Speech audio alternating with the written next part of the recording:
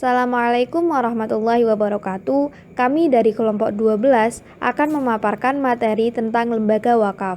Kelompok kami terdiri atas 3 anggota. Yang pertama, Holidia Khairun Nisa Oktavia, NIM 4319152. Yang kedua, Dila Farohmatul Zahro, NIM 4319153. Dan yang terakhir, Sakinatun Nabila, NIM 4319155.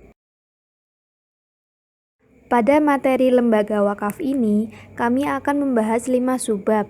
Yang pertama, pengertian wakaf. Yang kedua, sejarah dan perkembangan wakaf. Yang ketiga, wakaf tunai. Keempat, wakaf uang. Dan yang terakhir, Badan Wakaf Indonesia atau BWI.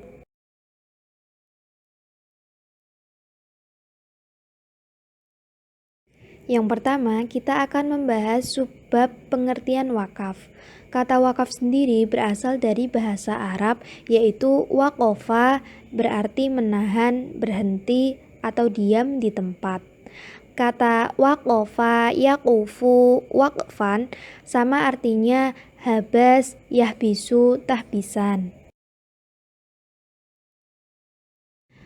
Menurut ulama ahli fikih, memiliki pandangan yang berbeda dalam mendefinisikan wakaf menurut istilah.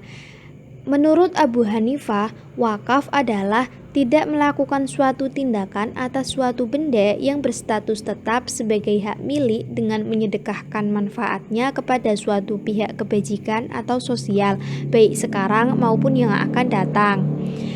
Sedangkan menurut Mazhab Maliki berpendapat bahwa wakaf itu tidak melepaskan harta yang diwakafkan dari kepemilikan wakif. Namun, wakaf tersebut mencegah wakif melakukan tindakan yang dapat melepaskan kepemilikannya atas harta tersebut kepada yang lain. Dan wakif berkewajiban menyedekahkan manfaatnya serta tidak boleh menarik kembali wakafnya. Yang ketiga, menurut mazhab Syafi'i dan Ahmad bin Hambal, definisi wakaf adalah tidak melakukan suatu tindakan atas suatu benda yang berstatus sebagai milik Allah Subhanahu wa taala dengan menyedekahkan manfaatnya kepada suatu kebajikan sosial. Yang terakhir yaitu mazhab lainnya.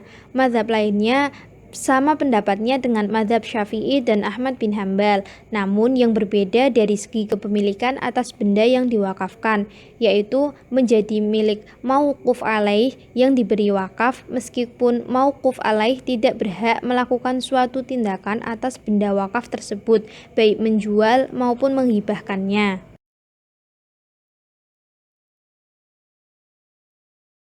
Selanjutnya yaitu subbab sejarah dan perkembangan wakaf. Dalam sejarah Islam, wakaf dikenal sejak masa Rasulullah SAW pada tahun kedua Hijriyah. Ada 2 pendapat yang berkembang di kalangan ahli jurisprudensi Islam atau fuqara tentang siapa yang pertama kali melaksanakan syariat wakaf. Menurut orang-orang muhajirin mengatakan bahwa yang pertama kali wakaf adalah Umar. Namun orang-orang Ansor mengatakan bahwa Rasulullah SAW yang pertama kali melakukan wakaf, yaitu dengan mewakafkan tanah miliknya untuk dibangun masjid. Wakaf pada mulanya hanyalah keinginan seseorang yang ingin berbuat baik dengan kekayaan yang dimilikinya dan dikelola secara individu tanpa ada aturan yang pasti. Namun, setelah masyarakat Islam merasakan betapa manfaatnya lembaga wakaf, maka timbullah keinginan untuk mengatur perwakafan dengan baik. Kemudian dibentuk lembaga yang mengatur wakaf untuk mengelola, memelihara, dan menggunakan harta wakaf, baik secara umum seperti masjid atau secara individu atau keluarga. Selanjutnya yaitu subbab wakaf tunai. Wakaf pada umumnya diarahkan kepada wakaf benda tidak bergerak, seperti sebidang tanah, bangunan, pohon untuk dimanfaatkan hasilnya, dan sumur untuk diambil airnya. Muncul belakangan wakaf menggunakan benda bergerak.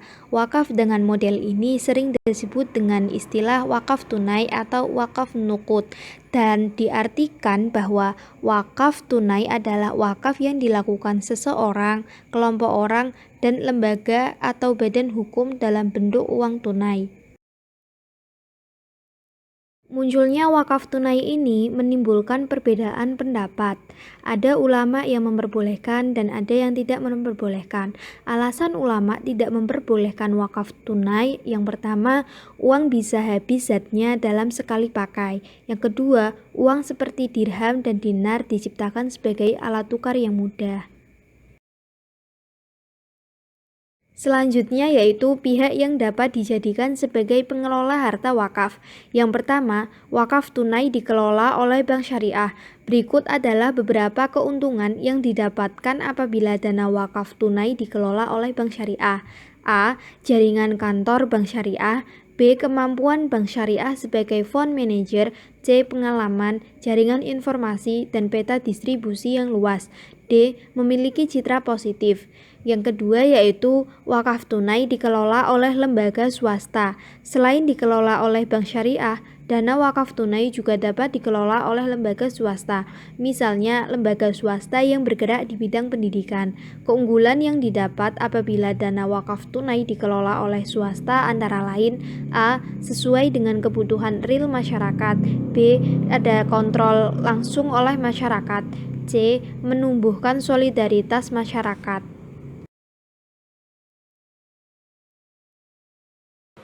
Selanjutnya, wakaf uang. Yang pertama, pengertian wakaf uang.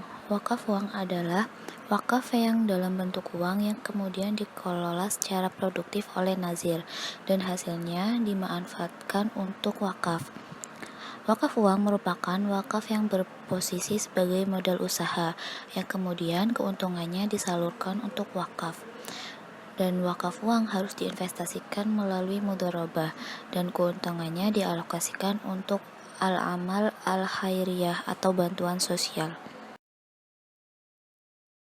Selanjutnya, pendapat ulama mengenai wakaf uang. Yang pertama, menurut mazhab Hanafi dan Syafi'i. Kedua mazhab ini berpendapat bahwa wakaf uang itu diperbolehkan untuk pembangunan sarana dakwah, sosial, dan pendidikan umat Islam. Ulama Hanafiyah berpendapat bahwa wakaf uang tergantung pada tradisi setempat. Misalnya, jika di suatu tempat terdapat tradisi atau kebiasaan berwakaf dengan uang, maka wakaf uang di tempat tersebut sah, namun tidak sah bila di tempat lain. Yang kedua, menurut Majelis Ulama Indonesia atau MUI. Komisi Fatwa Majelis Ulama Indonesia atau MUI juga memperbolehkan wakaf uang. Dalam fatwa tersebut ditetapkan bahwa wakaf uang merupakan wakaf yang dilakukan seseorang, kelompok orang, lembaga, dan atau badan hukum dalam bentuk uang tunai atau cash. Termasuk dalam pengertian uang adalah surat-surat berharga. Wakaf uang hanya boleh disalurkan dan digunakan untuk hal yang dibolehkan secara syar'i. Nilai pokok wakaf uang harus dijamin kelestariannya, tidak boleh dijual, dihibahkan, dan atau diwariskan.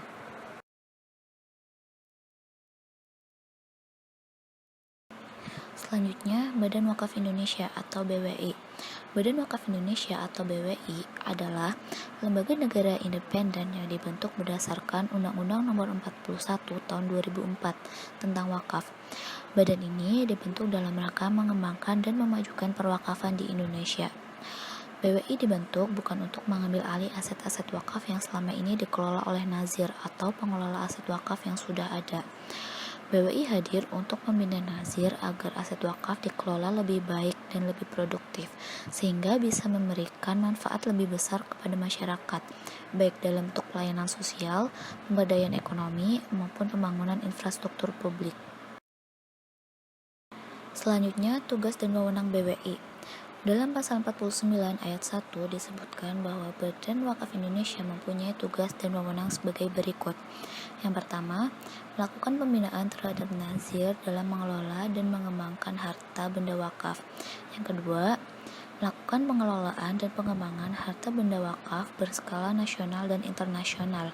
Yang ketiga, memberikan persetujuan dan atau izin perubahan peruntukan dan status harta benda wakaf.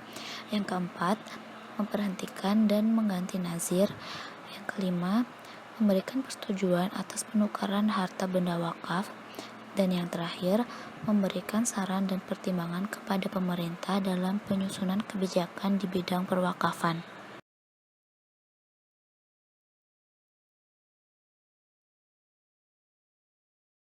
Sekian pemaparan materi dari kelompok kami.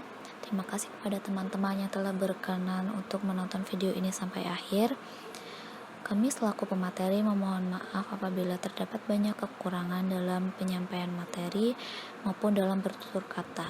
Kurang lebihnya kami mohon maaf. Wassalamualaikum warahmatullahi wabarakatuh.